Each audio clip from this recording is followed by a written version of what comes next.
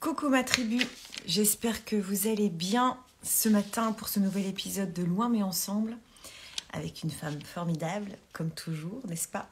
Puisque cette émission Loin mais ensemble invite principalement des femmes, il y a quelques hommes assez extraordinaires toujours, mais c'est surtout des femmes inspirantes, enfin que je trouve en tous les cas inspirantes et qui me met en joie de mettre en avant. C'est mardi matin à 10h30. Alors, ce matin, j'ai invité Marianne Gracieli-Meillet, qui est... alors, attendez, je vais vous lire parce qu'elle a un CV, mais long comme le bras, je vous jure, c'est impressionnant. Mais je vais vous montrer surtout toutes ses œuvres avant de l'inviter et de la faire venir sur notre écran. Et ce que j'aime chez Marianne, c'est que, à travers tous ses livres, j'ai lu quand même ces 5 livres en l'espace de 15 jours, elle m'a énormément nourrie, vraiment. Et de toute façon, voilà, on va vous en dire un peu plus pendant ce live. Marianne est musicothérapeute et écothérapeute. On reviendra sur ce thème. Formée à l'art-thérapie chamanique, elle s'implique en pionnière sur la voie du féminin sacré. Elle a créé son propre modèle d'accompagnement qu'elle partage à travers ses précédents livres, que je vais vous présenter. Et elle est fondatrice du groupe suisse des Moon Mothers, initié par Miranda Gray. Miranda Gray, vous savez, qui a écrit Lune Rouge. Elle forme des praticiens en éco-rituel en Suisse, en Belgique et en France. Accueillons Marianne. Elle devrait apparaître dans quelques instants sur vos écrans. Coucou tout le monde. Ah. Marianne. Alors, j'espère que ça marche. Alors l'image, oui, c'est déjà bien. D'accord, ça c'est déjà bien. Ok. Donc, est-ce que si je fais comme ça, voilà. Oui. Yes. Super. Bonjour Marianne. Mais bonjour Julie. Merci pour l'invitation. Merci d'avoir accepté, vraiment. Je remercie Julie Détouche qui est derrière en fait la page Instagram Apprentie Sorcière, qui a en fait mis en lumière dans l'un de ses posts ton dernier ouvrage, Le Temps des Savoirs. Et donc, je suis allée regarder, je suis waouh, mais c'est quoi cette femme? Et donc, je suis allée voir tout ce que tu avais fait, mais je vais l'inviter, c'est juste extraordinaire. Et en fait, ce qui m'a mise en joie, c'est que ça faisait un moment que je me posais la question de qu'est-ce qu'une écoféministe? Qu'est-ce que l'écoféminisme? Qu'est-ce que l'écothérapie? Et je tombe sur toi, extraordinaire. Donc, je ne sais pas si je suis la seule à me poser cette question, mais peut-être. Alors, est-ce qu'on peut commencer déjà par ça? Qu'est-ce qu'une écoféministe déjà? Alors, si tu as lu un peu Le Temps des Savoirs, tu sais que je questionne tous les ismes. Et donc, je n'aime pas trop tout ce qui enferme, qui fige en fait les termes, parce que souvent, qui dit isme, à la fin, finit par être un dogmatisme. Donc, j'aimerais pouvoir juste en parler de manière assez libre, tout en me disant, je fais partie tout en faisant pas partie, parce que c'est ça, en fait, finalement, ma liberté intérieure, c'est de suivre en mouvement, mais en même temps, de m'y reconnaître, mais en même temps de pas forcément adhérer à tout. Donc, je te dirais simplement, l'éco, c'est la terre, c'est notre maison, c'est notre nature, c'est notre planète, c'est là où est notre corps. Donc, il y a pour moi vraiment un corps de la terre, il y a vraiment une Gaïa, il y a vraiment non pas seulement autour de nous un décor, où nous nous sentons plus ou moins bien, reliés, pas reliés, mais la nature n'est pas un décor, la nature est un être vivant. Donc, il y a cet aspect où on a commencé à se rendre compte, et là, c'est là où ça devient activiste, de se rendre compte que la nature était en danger et que la nature avait été spoliée et que la nature avait été soumise et que la nature a été violée et que la nature a subi vraiment la domination de la race humaine. Et j'emploie exprès à dessein, tu vois, ces différents thèmes, parce que du coup, on voit que c'est le même combat. Cette domination sur la femme, c'est la même domination qu'il y a eu et qu'il y a sur la terre. Donc il y a quelque chose qui se rejoint dans ce combat, corps de terre, corps de femme. Il y a quelque chose à élever, à respecter, à aimer à nouveau plutôt qu'à dominer, à trouver partenariat avec la nature, avec la différence, avec son mystère. Parce que si la femme est mystérieuse, la nature l'est tout autant. Elle est étrangère, elle est forte, elle est puissante et elle est décomplexée souvent.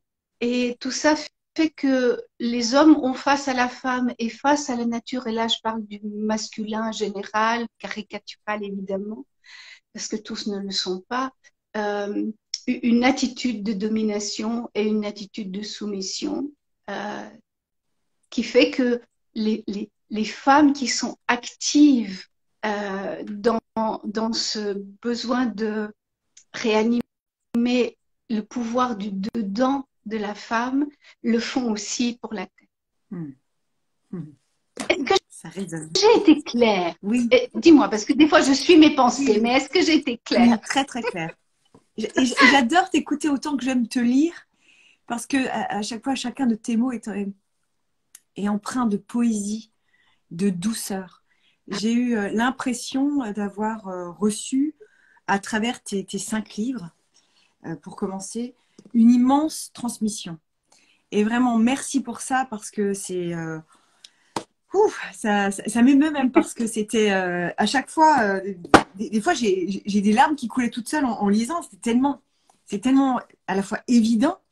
Et pourtant, vraiment, je fais attention à la terre autant que je peux. Quand je vais à la plage, sur une plage, j'ai toujours un petit sac avec moi pour ramasser ce qui traîne comme plastique, etc.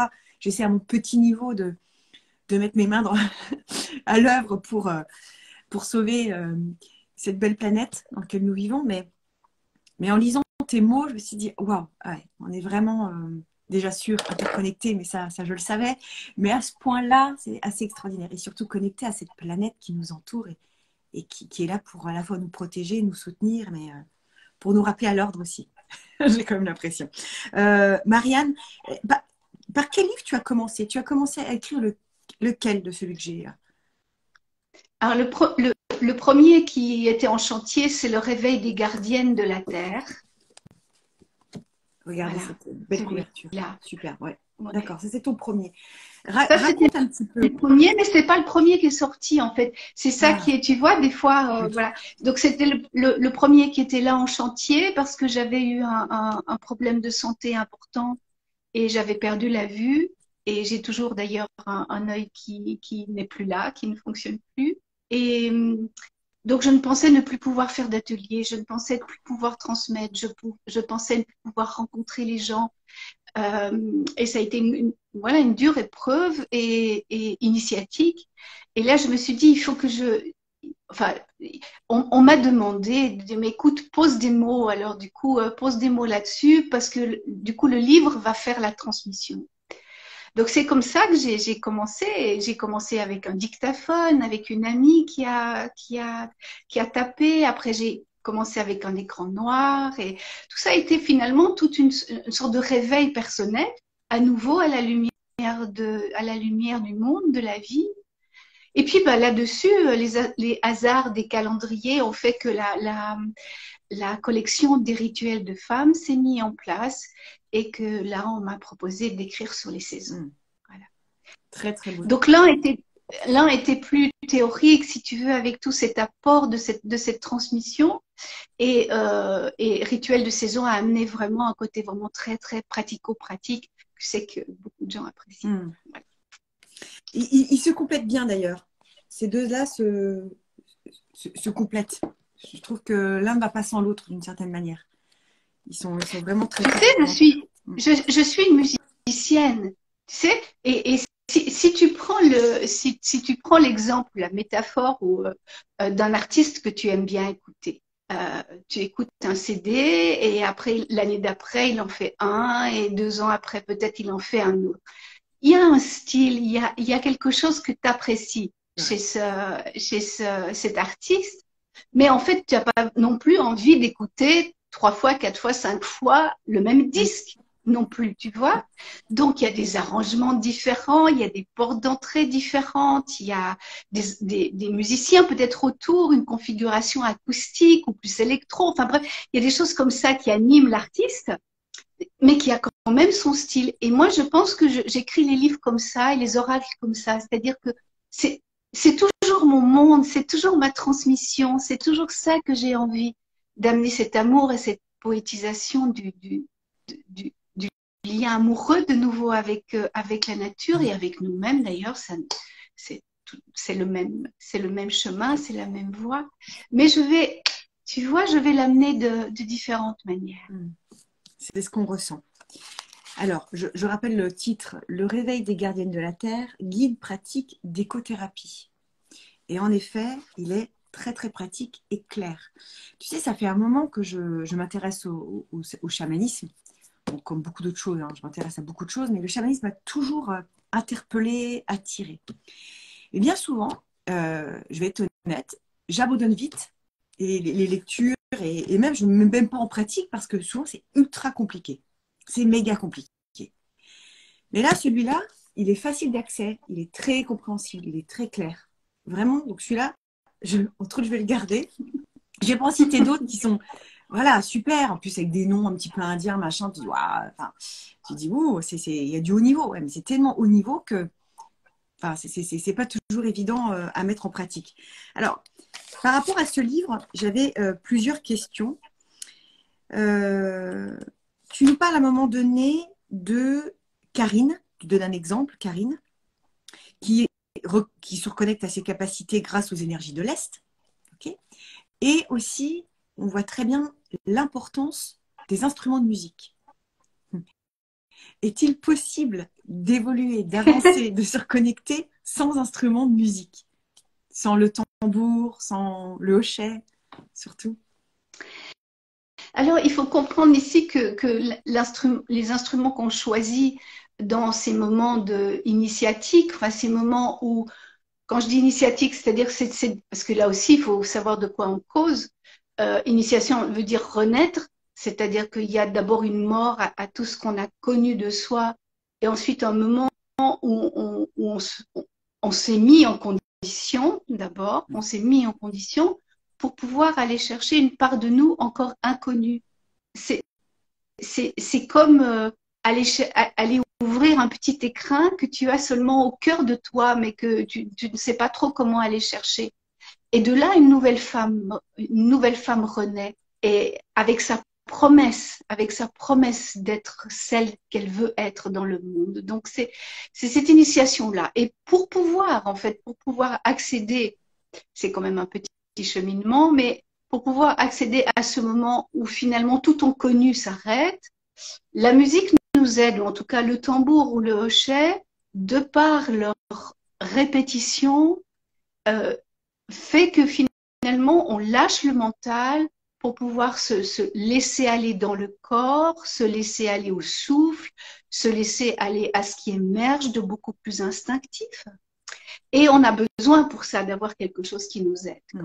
Donc c'est plutôt la répétition, tu vois, n'importe quel instrument pourrait faire l'affaire. Moi, j'ai ici un tambour, j'ai un hochet, je peux te montrer, Oui. on peut écouter quelques Ah sons. oui, carrément. Il y a des sons plus graves, il y a des sons plus aigus, mais l'important, c'est cette répétition. En fait, c'est très simple. Là, je te parle comme musicothérapeute. En fait, c'est très simple. À un moment donné, notre cerveau n'a plus du tout intérêt, il trouve que c'est plus du tout intéressant d'écouter. Parce que c'est tout le temps pareil. OK? Alors, je vais voilà, peut-être prendre un petit hochet comme ça. Il n'y a absolument rien d'intéressant. Je le dis un petit peu de manière provocatrice, mais parce que j'aime bien qu'on ne donne pas de pouvoir comme ça aux instruments de manière un peu, je sais pas, exotique, tu vois. Il s'agit juste OK, un morceau de bois, voilà, des petites Il est graines. beau ton hochet, il est magnifique. N'est-ce pas? Très très beau.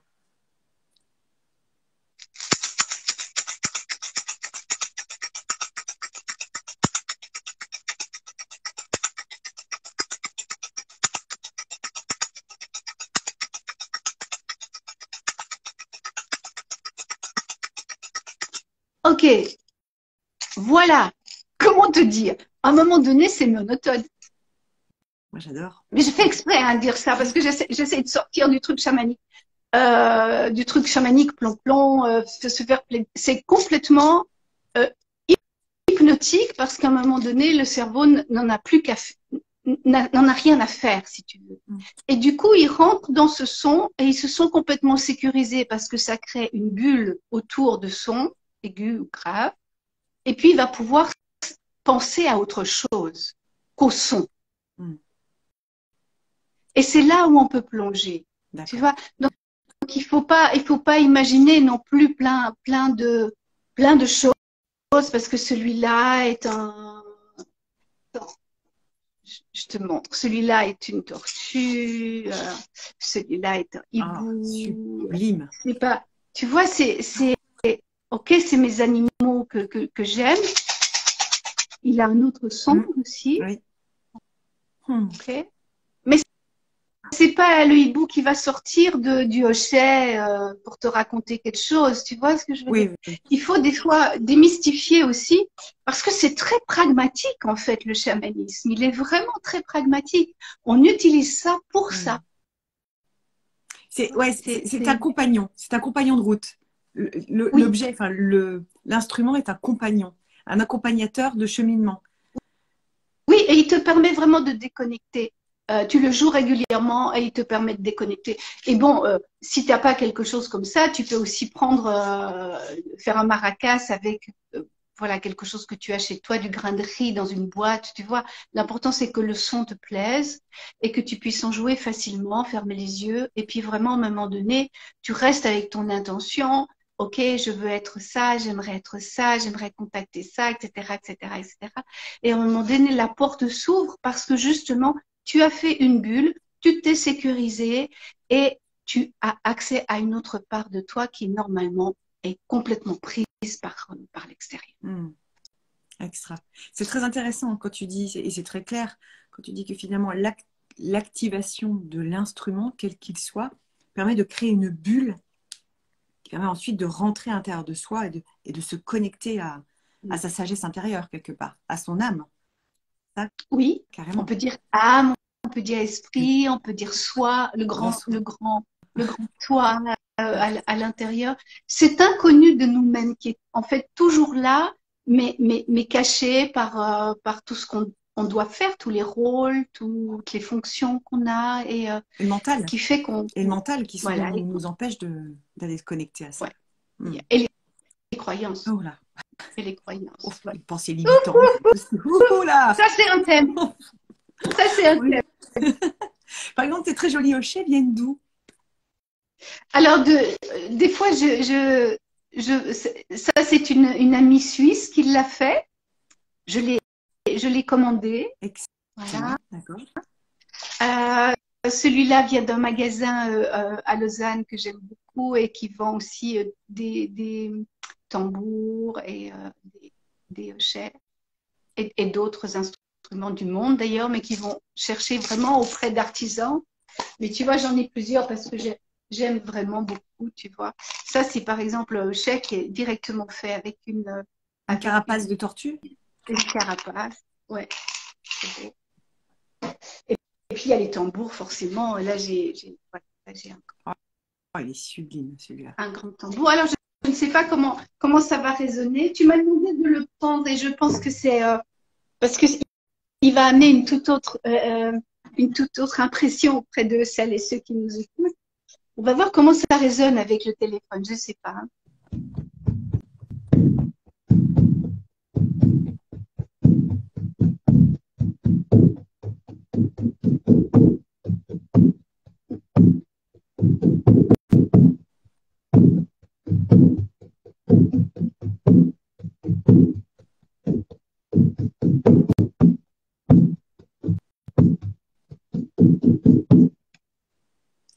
C'est dommage, je pense que ça réduit le bruit, c'est dommage, mais on voit très bien.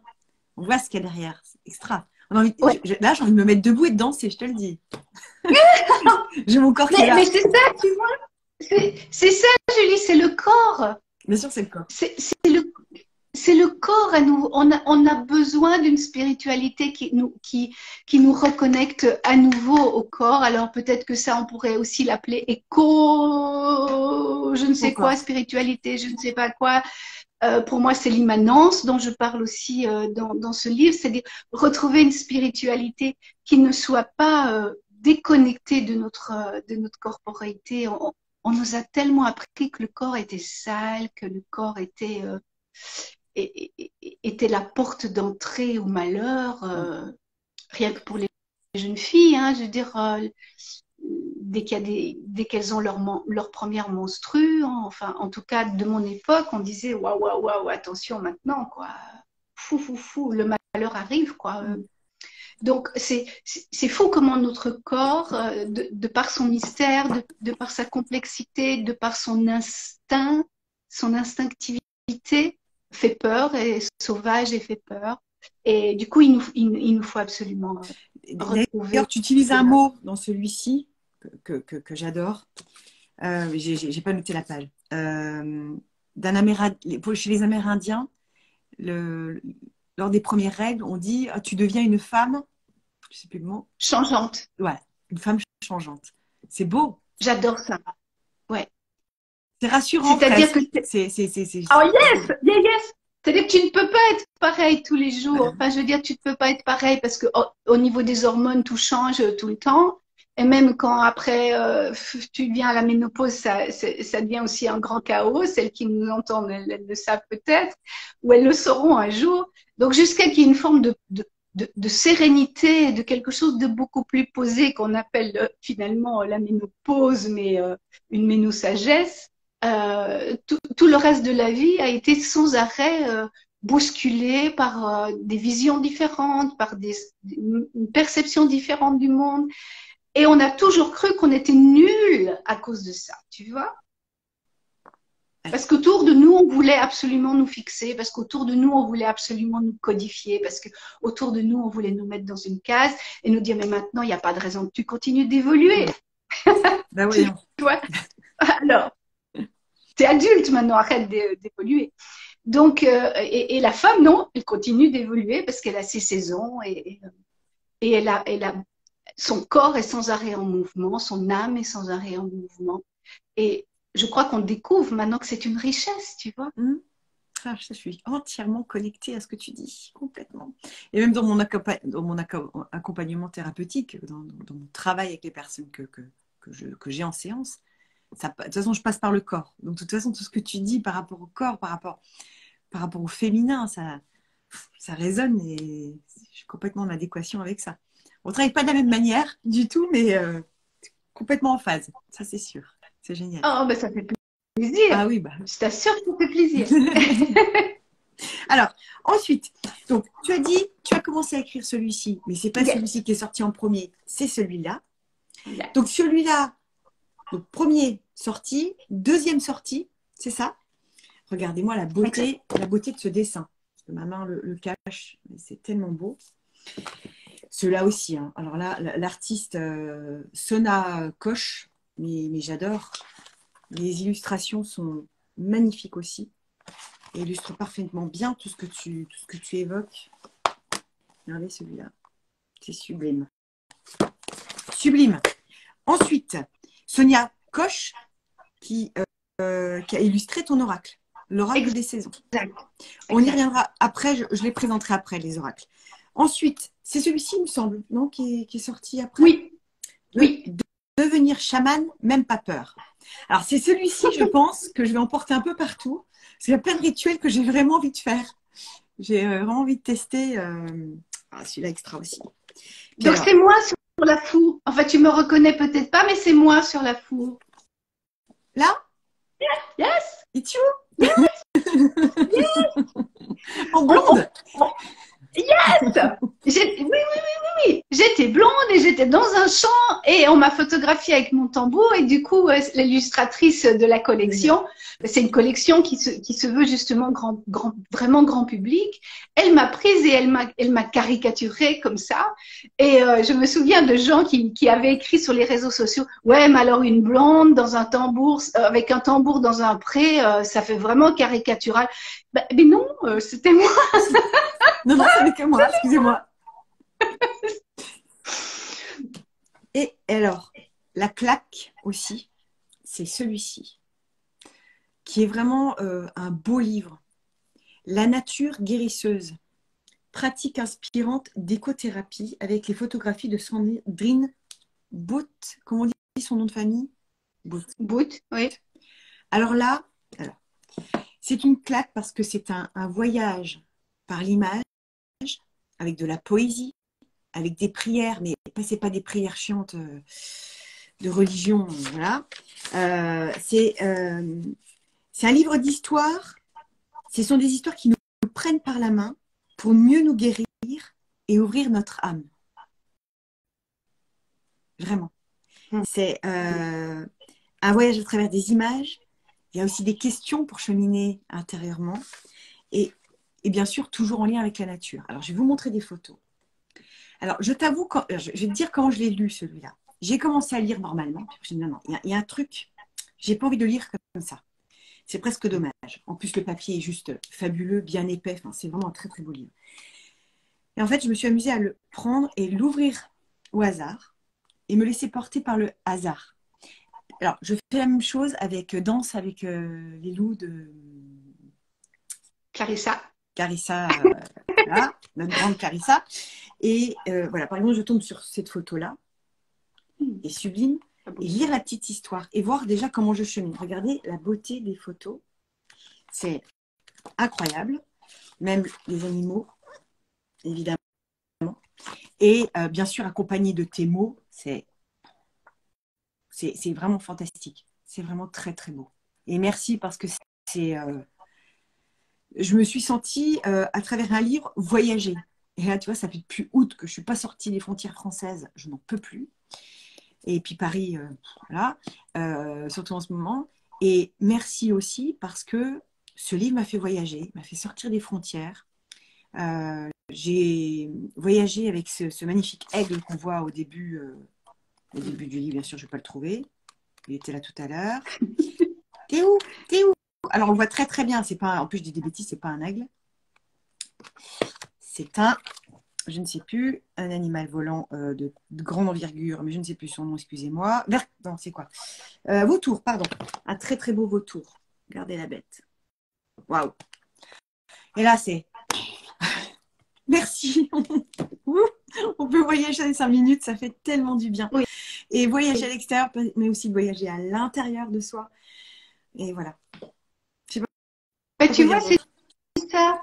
Finalement, c'est la forme que j'ai trouvée pour qu'on aborde aussi ce chamanisme. C'est-à-dire, dans le chamanisme, on parle de voyage chamanique. Okay? Oui.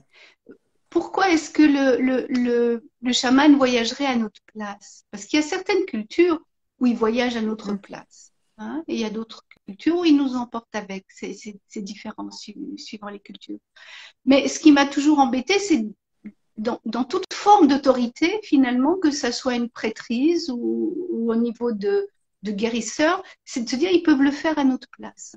Non, nous pouvons, nous, avoir accès. Mais comment?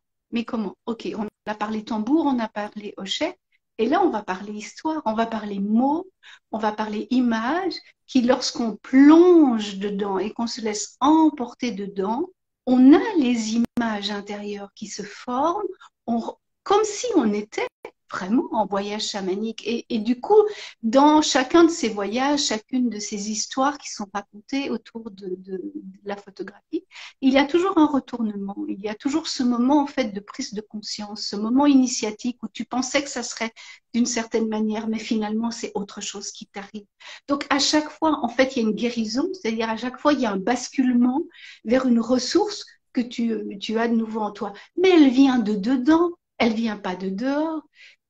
Tu lis, tu te remémores ensuite le voyage à l'intérieur. En fait, on est complètement dans un voyage intérieur. Donc, je suis hyper contente que ça t'a plu et que ça va vraiment t'inspirer pour la suite.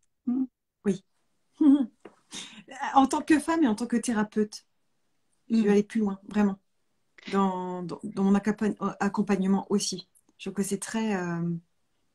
ça a connecté autre chose en moi, ce livre. Oui, j'entends bien. Et enfin, je vais peut-être juste rappeler quelque chose au niveau de l'index final de ce livre, tout à la fin. En fait, c'est pas des index de vous trouver le mot dans quelle page. C'est des thématiques en fait de guérison. Tu vois. Donc ça veut dire que par exemple confiance, le manque de confiance. Ok, quelle histoire je vais sous C. Je vais trouver le mot confiance. Quelle histoire je vais aller me raconter. Tu vois. Quelle histoire je vais aller me raconter pour ce manque de confiance que je suis en train de ressentir. Et là, on est vraiment dans l'écothérapie, parce qu'il ne faut pas oublier que on utilise le mot thérapie, c'est-à-dire qu'il y a vraiment quelque chose qui est difficile en nous et qu'on a envie de traverser. Donc ce livre fait faire des traversées. Ah, et puis quelle traversée, c'est puissant. Tant mieux, tant mieux. Et ton dernier livre, Le temps des savoirs, alors que tu as auto-édité, c'est ça? Oui. Raconte-nous un petit peu l'histoire de ce livre qui est aussi... Alors, celui-là, c'est vraiment ton livre de transmission. J'ai l'impression que c'est un mélange de biographie et de transmission. Et puis de réflexion, de questionnement. Tu viens nous questionner vraiment dans nos croyances. Tu viens nous faire pratiquer aussi. Allez, vas-y, bouge-toi, questionne-toi. C'est ça, tu nous bouscules à travers ce livre. Ah ben oui, ben oui, ben oui. Je pense que c'est pour une des raisons pour lesquelles il a été auto-édité. C'est déjà la grande liberté que je me suis permise d'aller titiller des thèmes qui, normalement, pour tout éditeur, sont plutôt à mettre sur un piédestal. Le développement personnel, la sororité, voilà, on doit en parler d'une certaine manière, donner plein de conseils, etc. Et en fait, je casse tout ça.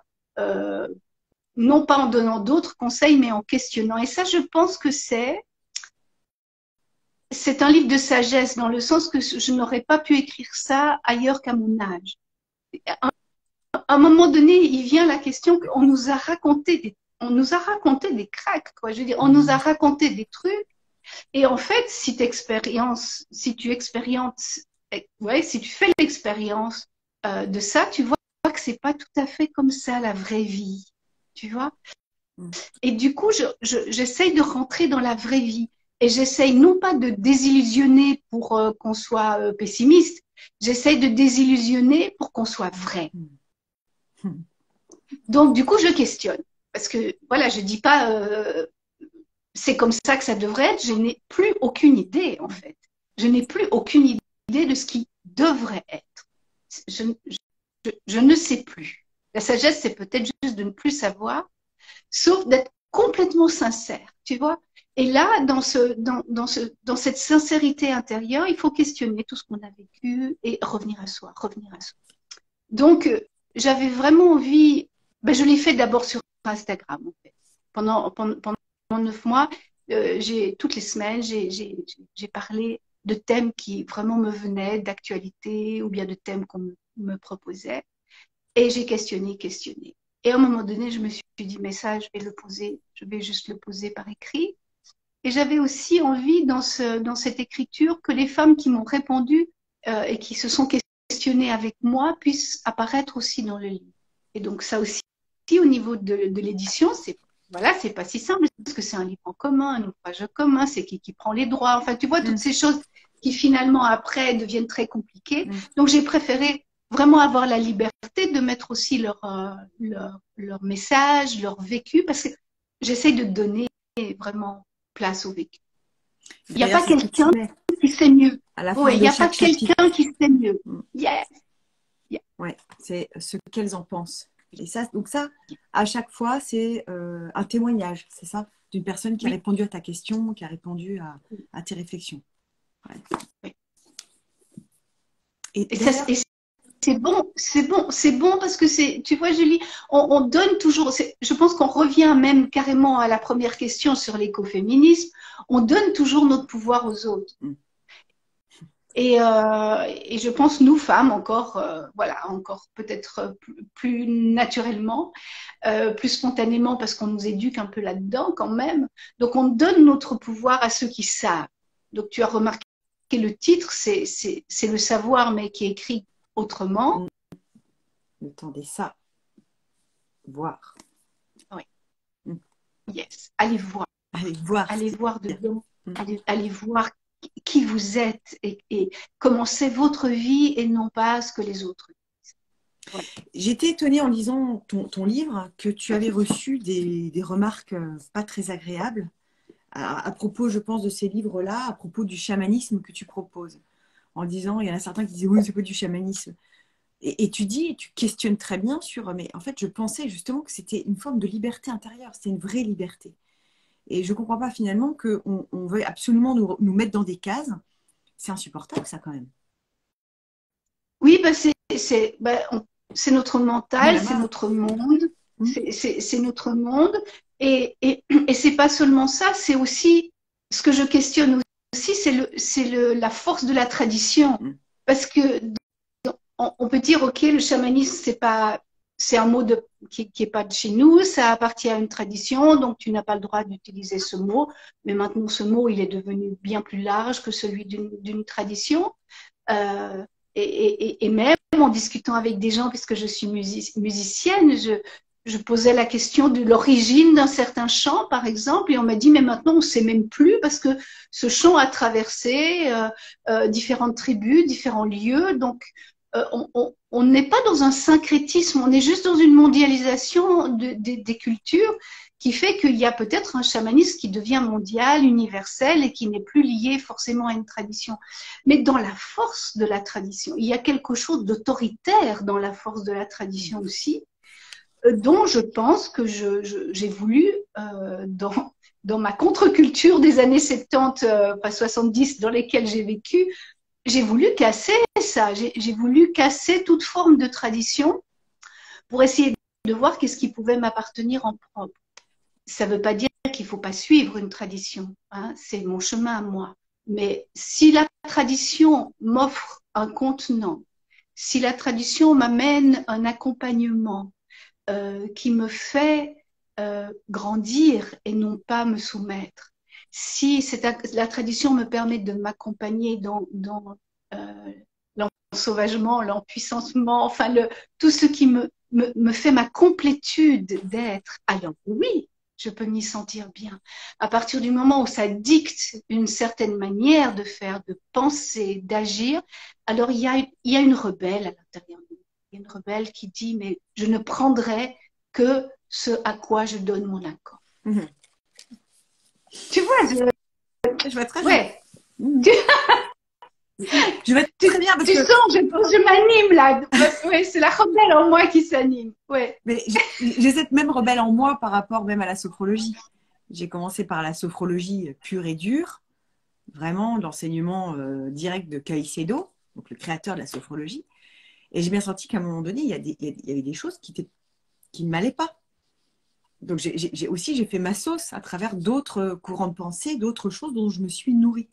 Et j'ai fait quelque chose qui me ressemble, quelque chose à moi. Et c'est quand même incroyable qu'on veuille absolument nous mettre dans des cases. Il ne faut pas sortir des cases parce que ça stresse certains, quoi. Mais je pense quand même, alors je peux peut-être mettre un tout petit bémol aussi au syncrétisme, c'est-à-dire qu'il faut avoir une exigence intérieure. Il faut avoir la responsabilité intérieure ensuite de ce que tu transmets et de ce que comment tu vas accompagner les gens. Tu peux pas non plus faire un fourre-tout et puis dire finalement je prends un petit peu de ça, puis de ça et ça comme une sorte, tu vois, et puis après tu goûtes, ok, la sauce me va bien. Il y a une exigence, il faut que toi-même tu deviennes un pilier de cette nouvelle méthode, c'est pas une méthode, mais ce nouvel accompagnement que tu proposes. Il faut qu'intérieurement, ça soit parfaitement intègre et aligné. Et il peut y avoir aussi des dérives dans le fait de faire de tout, tu vois. Donc, je pense que vraiment, enfin, je reviens au mot de sincérité parce que je crois qu'il y a quelque chose où il faut vraiment qu'on soit parfaitement sincère avec nous-mêmes. Et c'est sincère, donc ça va. Yes. C'est la base. La Maison des Miracles dit grandir et non pas se soumettre. Ah oui, ça, Yes. c'est sûr. Alors, tu dis, bon, il semble évident que dans tous tes écrits, l'importance de l'instrument, on l'a vu tout à l'heure, et l'importance du groupe. Parce qu'il y a quelque chose dans le groupe, dans l'énergie du groupe qui fait monter la sauce d'une certaine façon, qui englobe, qui permet d'avancer, d'accélérer le mouvement. Comment faire quand on est à Paris ou dans une ville hein, et seul? Comment ça se passe? Est-ce que, euh, est-ce que les exercices que tu nous proposes, les rituels que tu nous proposes, est-ce qu'ils peuvent avoir autant d'impact? Est-ce qu'on peut cheminer de la même manière? Est-ce que c'est plus long? Comment faire? Ça te questionne? Oui, ça me questionne, Ouais, ça, parce j'entends. que je me dis, ouais, alors d'accord, c'est génial comme ça, parce que toutes les histoires que tu proposes dans Les Gardiennes de la Terre, pardon, le réveil des Gardiennes de la Terre, qui est là, tous les exemples de femmes là, qui se révèlent à elles-mêmes après les rituels que tu proposes de femmes, ouais, chouette. Et je vois bien, la force du groupe était extraordinaire, je suis d'accord, pour l'avoir vécu, c'est certain. Mais du coup, comment faire quand on est seul et en pleine ville comme ça, loin de la nature? Je- C'est une question qu'on m'a posée dès le début du livre Les rituels de femmes pour s'épanouir au rythme des saisons.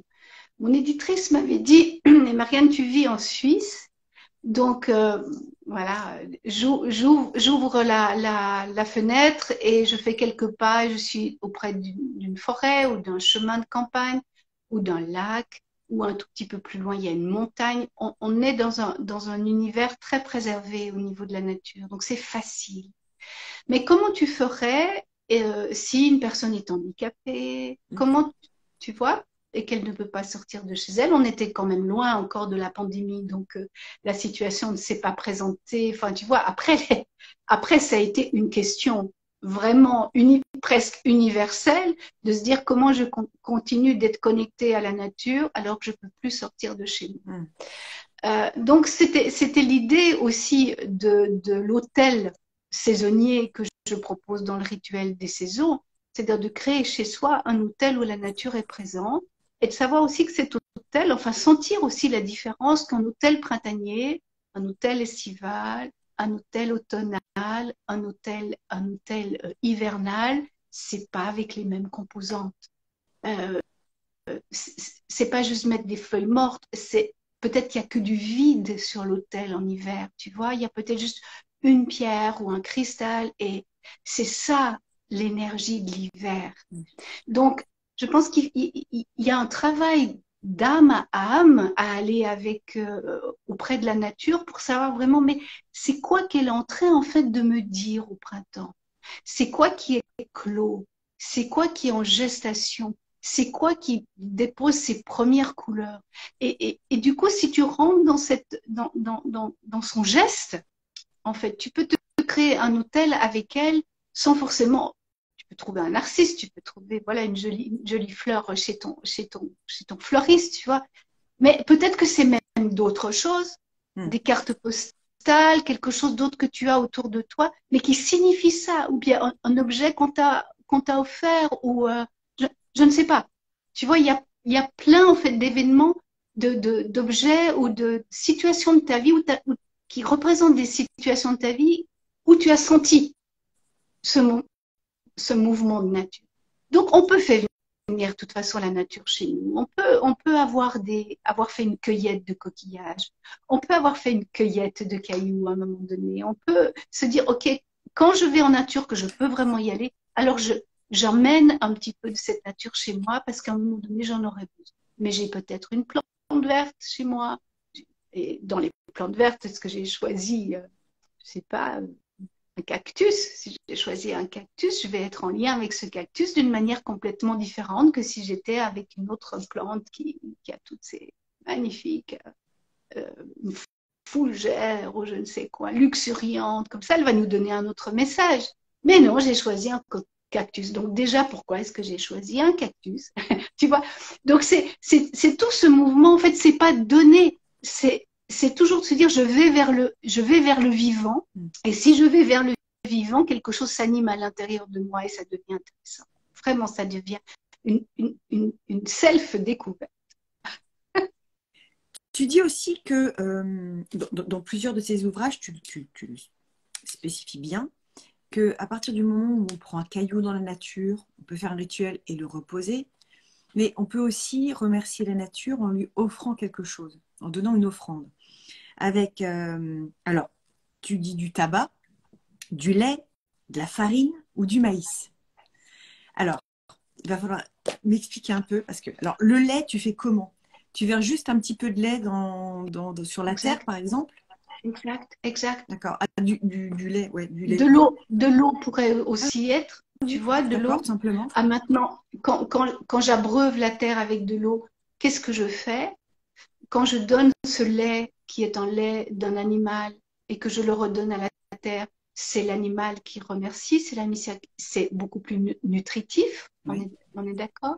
Mais ok, c'est celui-là que j'ai envie de donner parce que je me sens peut-être comme une mère à ce moment-là. Le tabac, c'est une pierre, c'est une plante sacrée, donc elle est utilisée souvent comme offrande par les Amérindiens. Alors attends, le tabac, parce que je ne fume pas, voilà. Non, le tabac. Oui, non, mais est-ce que c'est dans les paquets qui se referment comme ça, là? T'achètes ça? D'accord. Yes. Au bureau de tabac classique, quoi. Yes, okay. En vrac. Voilà. Alors, il y en a qui sont moins traités que les autres. Enfin, voilà. Alors, il nous faut du bio. Chercher, mais... Donc, il faut aller au bureau de tabac. Du tabac bio. Je ne donnerai pas de marque, mais il y a des mélanges de tabac. Il y a aussi des mélanges de tabac qui sont faits pour la pratique du calumet, par exemple. Donc, si les personnes sont dans ce travail-là, eh ben, ils peuvent utiliser ce tabac. D'accord, mais on les achète où alors, ces tabacs-là? Alors, dans les boutiques plutôt ésotériques, ou voilà. Alors, parce que ça, j'ai peut-être jamais fait attention, mais j'en ai jamais vu, je crois.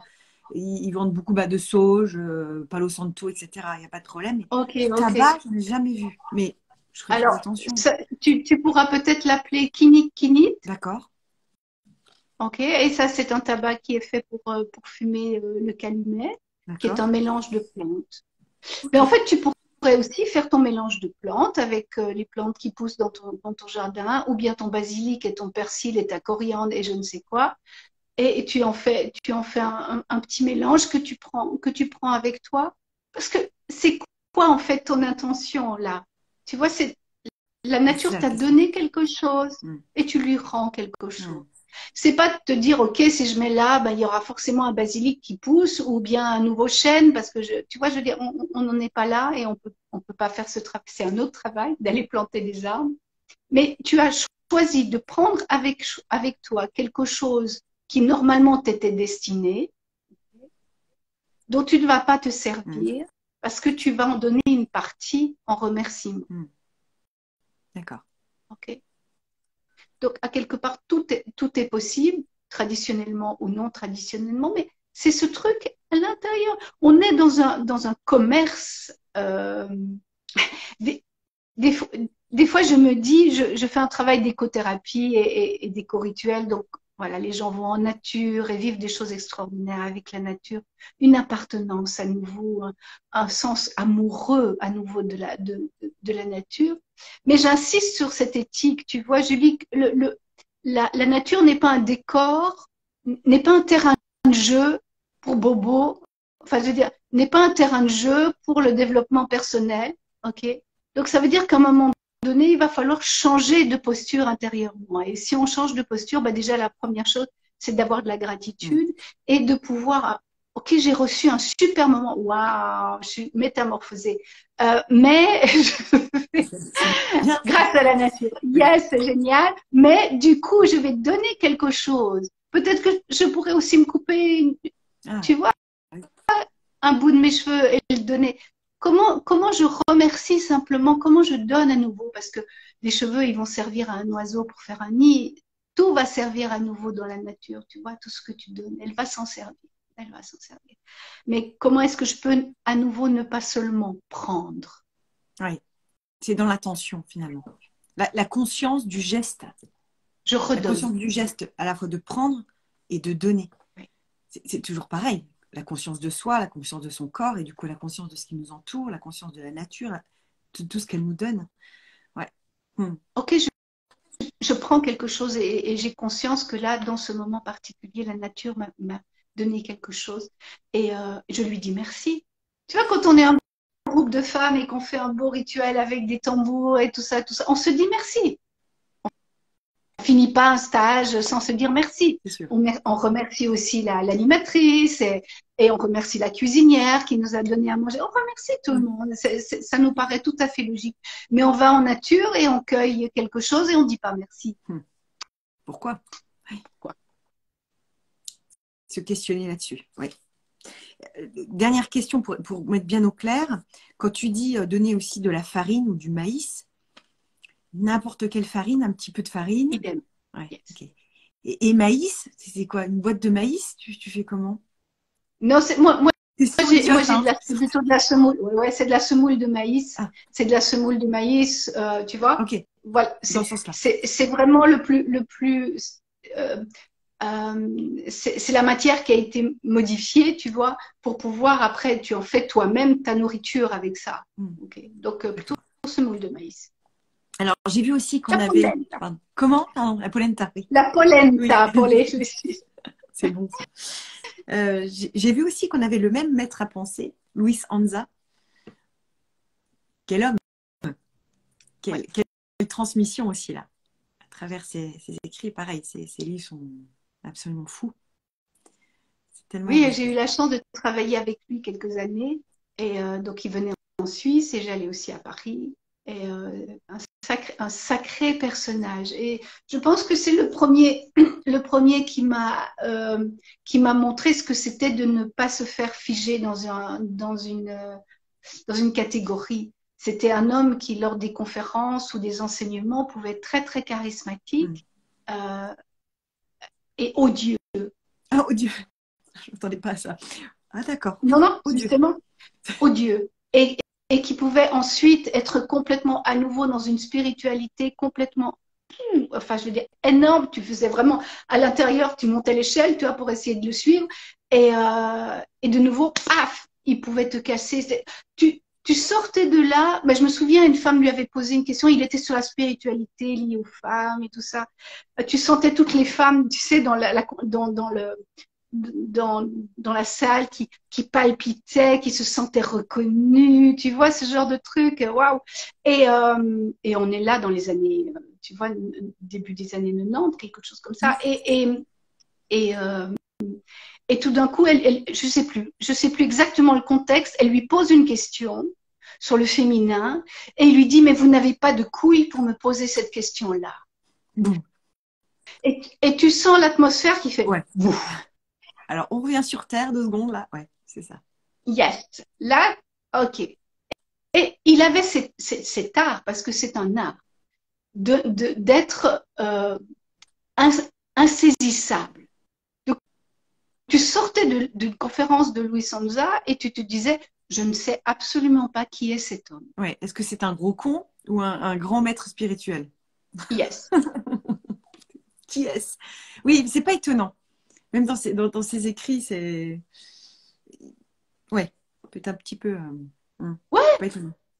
Extrêmement bousculant, rude, je veux dire, le pénis entre les jambes, enfin, je veux dire, enfin, pas du tout éthéré, tu vois, et en même temps, à travers tout le soufisme, à travers tout ce qu'il avait, il avait détaillé, appris, lui aussi apprivoisé de l'intérieur, enfin, des enseignements assez incroyables au niveau ésotérique.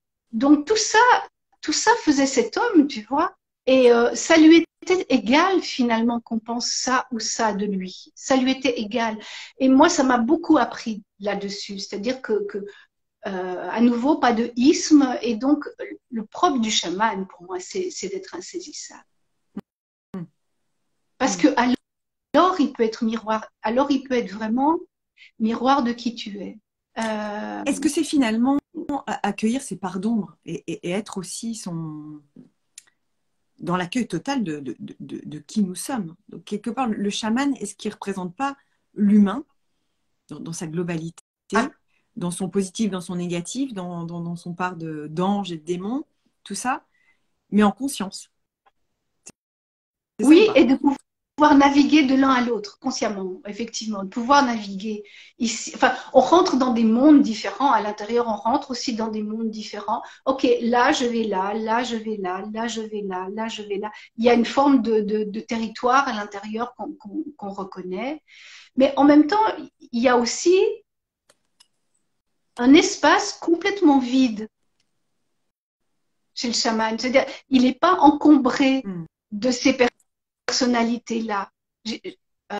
Euh, je pense qu'à un moment donné, pour accueillir l'autre complètement dans comment il va l'accompagner, il y a quelque chose qui se vide complètement pour être dans l'accueil. Sinon, comment devenir ours? Comment, tu vois, comment tout d'un coup dire c'est la force de l'ours qui va devoir vraiment m'accompagner maintenant par rapport à ce que je dois faire dans ma vie, si tu n'as pas laissé d'espace. Donc, je pense que le chaman est tout autant en conscience à travers toutes ces personnalités et à la fois, à un moment donné, juste un reflet. Juste. C'est très joliment dit. Alors, j'avais deux autres questions, mais on va pas avoir trop le temps. C'est cette connexion aux animaux guides, aux totems, ça dépend comment on les nomme. Et ce que j'ai trouvé super aussi, c'est quand tu proposes devenir chaman, qui est là, bien sûr, et tout au fond, devenir chaman, même pas peur, tu proposes, page 160, de se donner un nom de médecine. J'adore. Donc du coup, moi je te le dis, mon nom de médecine, c'est né par les pieds. Oui. Voilà. Bonjour, je m'appelle, je suis née par les pieds. Et parce que tu dis, connectez-vous à quelque chose en vous de particulier qui est arrivé lors de votre naissance, etc. Bon, j'ai une jaunisse, alors je me dis bonjour, je ne vais pas m'appeler jaunisse quand même. Mais non, c'est vrai que je suis née par les pieds, c'est un truc qui c'est quand même pas courant. Ouais. Ouais. Et ma particularité, donc, c'est d'être née par les pieds. Donc voilà, c'est mon nom, Yes. chaman, et voilà, je Ouais. suis très fière. Ça me, ça me touche beaucoup parce que tu sens bien quand je te vois et que je te dis comme, et que tu es nommé comme ça, que ça n'a absolument plus rien à voir avec les fonctions que tu as dans le monde, avec ta persona, avec ce que tu veux montrer, avec ça a à faire vraiment à ton être. Ton corps, il a dit ça dès ta naissance. C'est fort. Et du coup, tu peux en déduire plein de choses par rapport à ta médecine, à ta manière d'accompagner les autres, à ta manière d'avoir des relations, etc. Mais c'est fou, on rentre dans l'essence de soi-même, tu vois, et non pas de quelque chose à nouveau qui a été posé par l'extérieur. Oui. Et les peuples qui nous ont appris qu'il y a des possibilités comme ça de se donner des noms médecine, qui l'ont fait par tradition, ils l'ont fait parce que justement, il y a quelque chose de l'essence qui est venu avant même il y a une construction après d'éducation, de société. Quelque chose était là. Tu es né avec quelque chose là. Merci. Je monte la dernière création parce qu'il y en a plein et une heure, ça ne suffit pas. Et c'est le petit oracle du sacré qui est trop mignon avec plein de petites cartes, je vous montre. Avec le dos de deck comme ça. Et plein de petits mots, de petites phrases pour nous aider encore une fois à cheminer. Et on ne peut que bien cheminer grâce à toi. Apprentie sorcière qui vient d'apparaître. Merci, merci apprentie sorcière. Et donc merci Julie de nous avoir connectés, Marianne et moi, pour ce magnifique live. Merci pour tout ce que tu nous apprends, ce que tu nous transmets, Marianne, parce que c'est précieux. Vraiment, je remonte à tout le monde tout ce que Marianne a fait. Et ce n'est pas fini. Hop. Alors, c'est beaucoup aux éditions Guy Daniel, à travers le courrier du livre. Mais je remettrai tout ça en... Merci infiniment. On est obligé de se quitter. J'espère que tu accepteras de revenir pour Oh une oui, autre volontiers. émission. J'ai encore j'ai des tonnes de questions encore à te poser. J'ai 1 heure, ça suffit pas. Voilà. On se redonne rendez-vous pour une autre fois. Avec grand plaisir, Marie. Merci beaucoup. Merci tout le monde. Merci et à bientôt. Je t'embrasse. Bye.